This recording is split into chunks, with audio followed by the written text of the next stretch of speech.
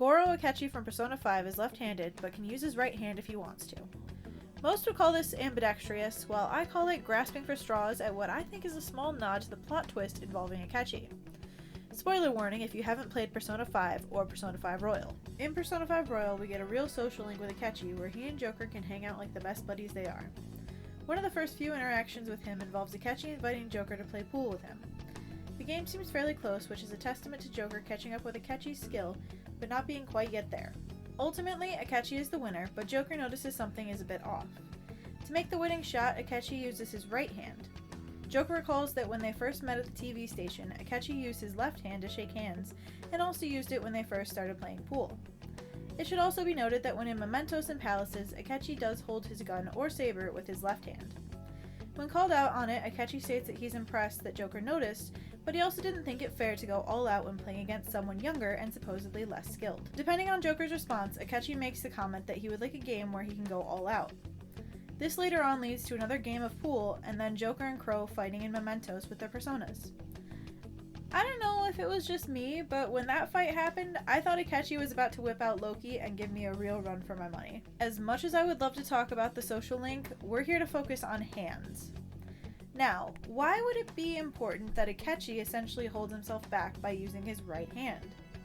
Well, when you look at Akechi overall, it makes sense that he doesn't want to show all of his cards just yet. Think of the left hand as being Loki and Akechi's real, much darker personality.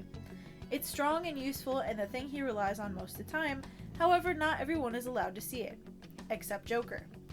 It's especially interesting to note that when he meets up with Joker at the start of the third semester in Royal, he doesn't pretend anymore and is just himself. This shows how much he trusts Joker and that he knows he doesn't need to be someone else that he's not around him. Now the right hand would be considered Robin Hood and the fake personality Akechi puts on display for everyone else. It's not as strong and not something he would prefer to use. When we're first introduced to him while he is talking to Sai, we can see that he is this bubbly young man who also has a little bit of an ego about him. He keeps this persona up when talking to the Phantom Thieves and when dealing with just about anyone else. Even later on, before his darker outfit is revealed to Sumire, he keeps that happy-go-lucky facade up because he doesn't trust her yet or just doesn't want her seeing that side of him until it's forced out there. In the fight against him and in the beginnings of Maruki's palace, Akechi purposely only uses Loki. His usage of Robin Hood was deliberate and planned, much like the usage of his right hand while playing pool.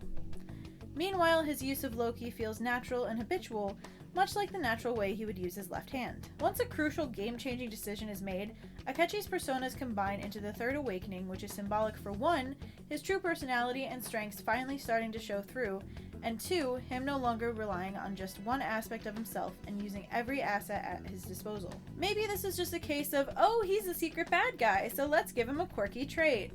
But I like to believe that everything in Persona 5 is done for a reason, especially when it comes to Akechi.